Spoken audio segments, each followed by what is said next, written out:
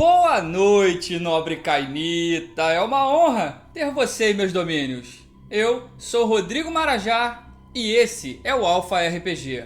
Galera, como falamos no vídeo anterior, hoje eu vou trazer para vocês todos os detalhes de Buda, uma parte de Budapeste e um dos principais locais onde se passará a nossa nova crônica que teremos aqui no canal.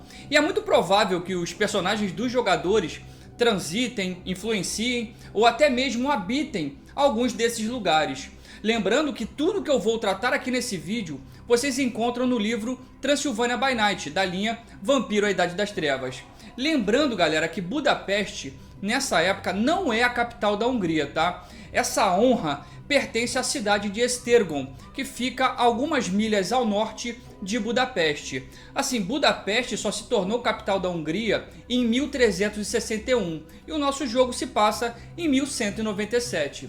E nessa época, em 1197, existia uma disputa acirrada entre dois vampiros do clã Ventru. O Vencel Ricard, que era o príncipe de Budapeste, e o Geza Arpad, que era o príncipe de Esztergom.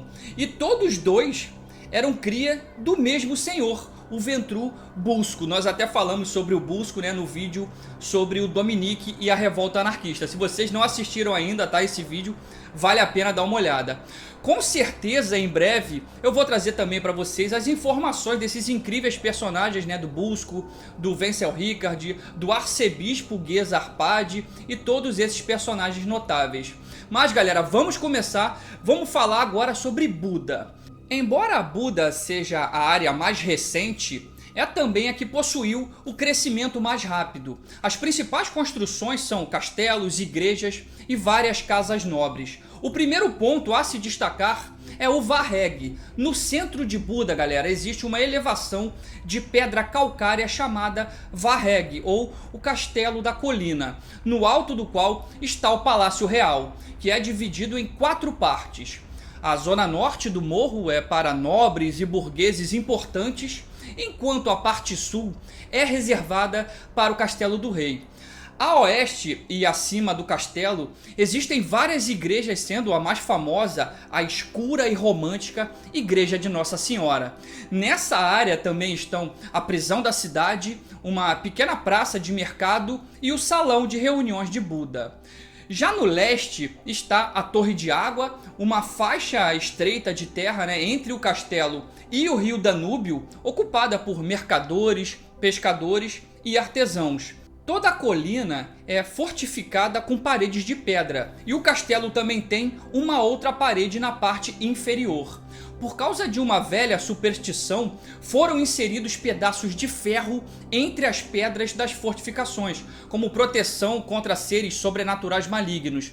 Na verdade, devido a isso, alguns seres feéricos da região têm alguma dificuldade de entrar na cidade. Essa área é a parte mais antiga de Buda, construída na parte mais alta por razões estratégicas de defesa. E é isso, galera, vamos agora para o ponto número 2, a Casa do Ouriço Vermelho. Localizada ali entre o castelo e o distrito da igreja, a Casa do Ouriço Vermelho é uma pousada que atende visitantes nobres e pessoas ricas que desejam ficar no distrito do castelo, em vez de ficar ali naquela área do mercado de peste. Se diz que os quartos e a comida são os melhores da cidade e a divisão da taverna tem 3 áreas pequenas conectadas, dando uma privacidade sem aquele sentimento de confinamento. Grande parte da elite da cidade, incluindo os cainitas, eles visitam o Ouriço Vermelho após o cair da noite. Vamos agora, galera, analisar o ponto número 3 do nosso mapa, o Castelo de Buda. Esse magnífico castelo tem uma forma de uma ferradura, com asas ao norte e ao sul, ambas partindo de um bloco central mais pesado, que é a estrutura original do castelo, né? O edifício central é típico dos castelos do século XI, com grossas paredes de pedra e pisos e tetos de madeira no seu interior. Tem também uma grande sala, uma grande cozinha com uma divisão para armazenar, né, cerveja, vinho, velas, e uma outra despensa para armazenamento de sal, pão e facas. O resto do espaço é ocupado por quartos, mas ali existe também uma capela e um grande pátio aberto. Percebe-se claramente que faltam algumas mobílias nos quartos, né? Exceto por vários baús pesados, cadeiras, mesas e aquelas camas de madeira bem maciça. As paredes dos quartos, que são reservados para a realeza, os nobres, né, os convidados, são adornados com tapeçaria. O castelo ele tem várias lacunas para os arqueiros lançarem suas flechas. Tem até mais desses espaços do que janelas. O castelo de Buda ele tem também um sistema engenhoso de aquecimento, que usa uma rede de dutos de argila que conecta o edifício com as cavernas de calcário que existem embaixo do castelo. Esses dutos surgem dos labirintos subterrâneos e de lá muitas fontes termais dessas cavernas emitem vapor que sobem por esses dutos de argila, aquecendo assim o castelo e tornando o castelo de Buda mais quente do que a maioria dos edifícios semelhantes ali na região. As laterais do castelo, as asas, né, são mais recentes. A parte sul abriga um armeiro, quartéis e uma sala para os cavaleiros. E a parte norte é enorme, é gigantesca, quase um castelo separado do castelo principal, com mais cozinhas, armazéns, quartos para funcionários ou para os cidadãos em caso de cerco à cidade, né? Apesar de confortáveis, as instalações do palácio não são muito usadas, essa que é a verdade. Sobre as tais cavernas que mencionei anteriormente, elas fornecem calcário, enquanto as fontes termais fornecem água. E essa água vinda das fontes termais podem ter, em alguns casos, uma temperatura altíssima, sendo muito quente até mesmo para os fãs de banhos termais.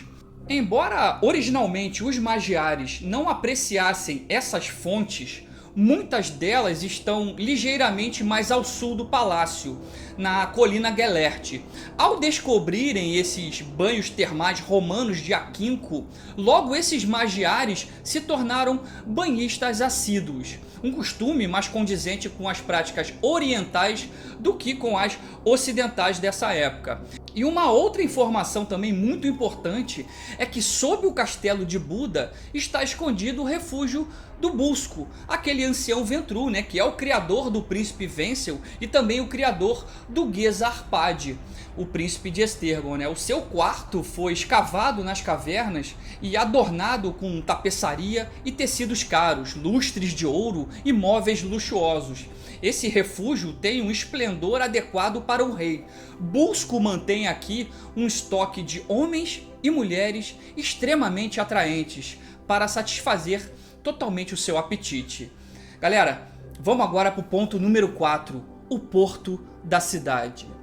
Já descendo a colina, em amplos aterros que se estendem desde o rio, encontra-se o Porto de Buda. Apenas algumas construções ocupam essa área e a maioria dessas estruturas tem apenas quartos simples de pedra com portas robustas. Esses armazéns são usados na verdade para armazenar mercadorias que são transportadas pelo rio Danúbio. Ao longo das margens existem também alguns postes para que os barqueiros possam atracar os seus barcos.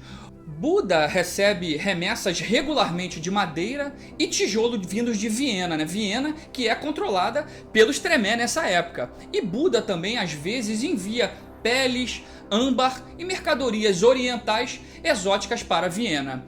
Rio acima, onde o rio não é tão largo, existem balsas com barcaças e também com alguns arrastões que transportam as pessoas, gado, bens de um lado para o outro do rio. Não existe ponte nessa época, tá galera? Não tem ponte ligando a parte de Buda até a parte de Peste. E é nessa área do rio Danúbio que está a parte mais rasa do rio. E a presença dessas balsas dificulta a passagem das demais embarcações, porque as barcas ocupam o melhor ponto do rio para fazer a travessia, forçando aqueles que querem cruzar o rio Danúbio por conta própria a irem para as seções mais largas e mais profundas e mais perigosas. A maioria prefere pagar uma pequena taxa ao invés de correr o risco de ser arrastados pela água do rio.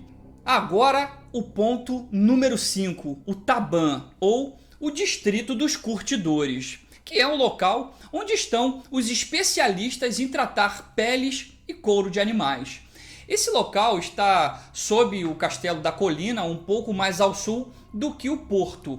O distrito também é o lar dos vinicultores que usam a encosta para plantar as suas vinhas. Apesar do mau cheiro dos curtumes, do couro, a área tem várias casas pequenas, porém confortáveis, ocupadas por comerciantes e por proprietários dos barcos. E ali tem uma rua principal que sai do Taban e fornece o acesso mais rápido e mais fácil ao Monte do Castelo. Uma curiosidade bem legal, galera, é que entre os pobres de Budapeste existem muitos rumores de que um dos curtidores, um dos especialistas em couro, está fazendo uma fortuna fornecendo pele humana ao invés de couro de animais. Ele fornece todo esse material, toda essa pele humana para os adoradores do diabo, que todo mundo sabe que estão ali na cidade. Mas até agora nenhuma prova desse horror foi encontrada. Será que durante a crônica os personagens dos jogadores se depararão com essa situação? Vai ser maneiro demais acompanhar, galera. Vamos agora para o ponto número 6, a Colina de Gellert. Ao sul do castelo ergue-se a Colina de Gellert, nomeada em homenagem ao santo mártir de mesmo nome, um veneziano que se tornou o bispo da Hungria. No ano de 1046, durante uma revolta pagã, após o reinado de Istvan, o rei Istvan, que mais tarde foi chamado de São Estevão, o patrono da Hungria, o mártir chamado Gellert foi colocado dentro de um barril cheio de pregos virado para dentro e rolou colina abaixo até o rio Danúbio. E nesse morro existe até um monumento a esse santo. Mais abaixo é possível encontrar algumas ruínas celtas e várias lagoas termais também em Buda. Os cainitas de passagem, especialmente aqueles que fogem da justiça dos príncipes, às vezes usam essas ruínas para descansar e se esconder. E por último, galera, a gente vai falar do ponto número 7, que é a Ilha das Lebres. Logo acima de Buda, quase em frente a Obuda, existe uma pequena ilha chamada Ilha das Lebres, com cerca de 2,5 km de comprimento por meio quilômetro de largura. Ela é bem pequena. E essa área é coberta por uma floresta e tem uma nascente de água quente no seu extremo norte. Uma ponte conecta a Ilha das Lebres com a costa de Buda. E também ali tem uma vila romana com uma torre, que é uma antiga residência do comandante da guarnição de Aquinco, e que agora é a residência e o tribunal do príncipe Vencel Richard, o Ventru, o príncipe de Budapeste, e seus servos carniçais que o acompanham. O rei da Hungria usa muito pouco essa casa, talvez uma vez por ano, quando vai para a ilha para caçar coelhos. Todos os outros residentes sabem que a ilha é uma reserva real de caça. Rumores recentes afirmam que o rei da Hungria pretende entregar a Ilha das Lebres aos Cavaleiros de São John para construírem um mosteiro fortificado lá, e esses rumores têm preocupado muito o príncipe Ventru Vencel Richard. E assim a gente termina a análise da primeira parte do mapa de Budapeste. Lembrando que esse mapa, tá, galera, foi adaptado por mim de forma que atendesse às principais características descritas no livro, porém tudo que eu trouxe aqui para vocês de informação nesse vídeo realmente consta no livro Transylvania by Night. Eu só fiz realmente uma adaptação do mapa para atender toda essa descrição. Então é isso, galera. No próximo vídeo falaremos sobre Obuda e sobre Peste, e em seguida a gente já vai trazer as informações dos personagens dos jogadores. Deixe seu like, se inscreva no canal e a gente se vê no próximo vídeo. Fui!